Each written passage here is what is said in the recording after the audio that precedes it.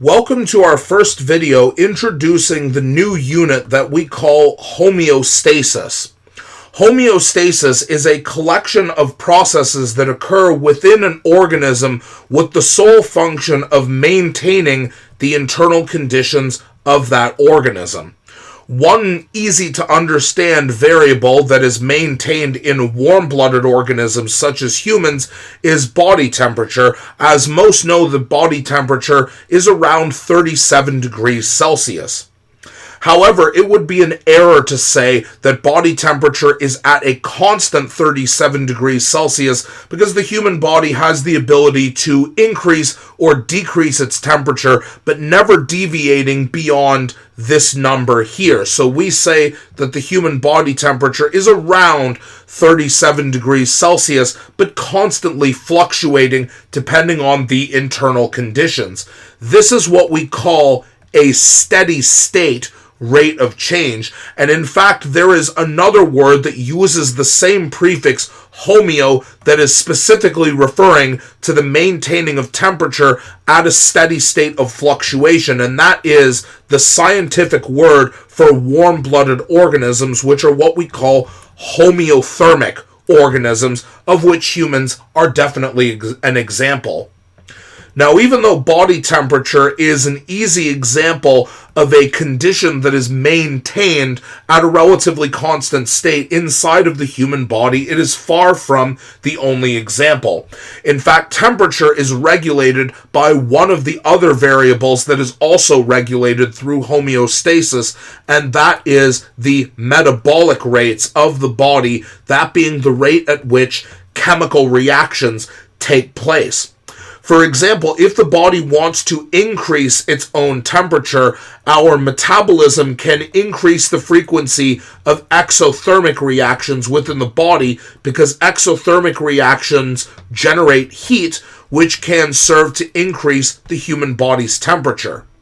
The converse is that metabolism can also be used to decrease the temperature within the human body because there are many examples of chemical reactions that are endothermic, which is the opposite of exothermic, meaning that instead of releasing heat, they actually absorb heat and therefore cause the body's temperature to decrease as a result. In addition to metabolic changes, another major category of variables that are regulated through homeostasis are the concentrations of various solutes that exist within the blood.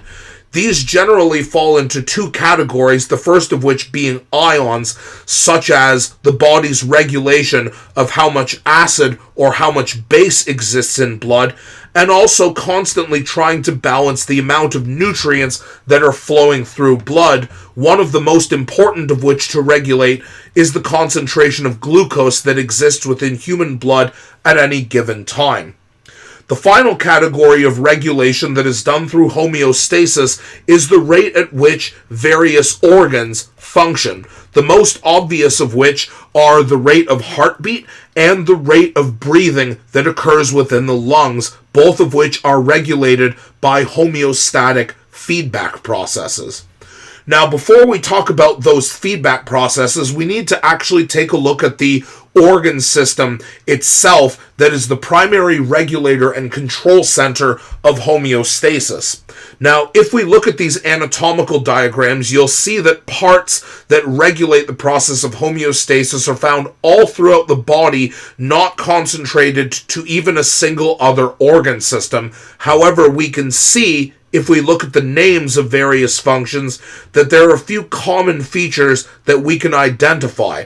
And these glands that we see here make up an organ system, or rather a loose collection of organs functioning together, which we call the endocrine system. And the primary function of the endocrine system is to produce regulatory hormones that are used to affect and stabilize various homeostatic processes throughout the body. And the common feature, as we've seen in this anatomical diagram, is that pretty much every hormone in the body is produced at organs that we call glands, that are simply production facilities within the body that manufacture hormones enzymes, and other substances used in the stabilization of internal conditions throughout the bodies. And what these hormones do is that they generally manipulate cycles of regulation that we call feedback cycles, which allow the various homeostatic processes within the body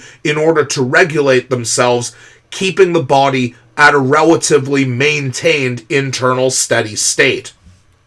Now, in terms of the functions of these hormones, generally these hormones fall into three different categories as to their location of production and location of their activity. The simplest example of hormones are what we call autocrine hormones, which are hormones that are produced in one cell and then are released out of that cell and bind to a specific receptor protein that is located on the same cell that produced that particular hormone. These are obviously the most simple form of hormones, and as we can see from the prefix auto, that tells us that these hormones are going to affect the same cell that produced these hormones in the first place.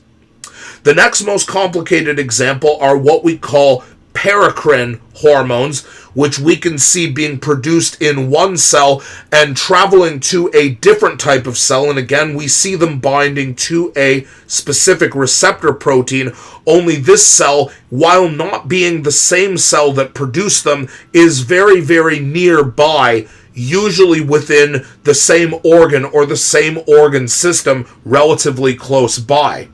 However, the most well-known example of hormone-producing cells and hormones that produce them are what we call endocrine hormones, and this is where the endocrine system gets its name, because endocrine hormones are produced by one cell and require transport through the circulatory system in order to affect a cell in a completely different location of the body that is usually very far away from the location in which they are produced. Probably the most well-known example of a endocrine hormone are hormones that are produced in the pituitary gland during puberty and then travel down to the genital areas in order to change the sexual characteristics of a person when they undergo sexual maturation during puberty. In the next video, we're going to focus specifically on the different types of feedback cycles that regulatory hormones play in maintaining homeostatic stability throughout the human body.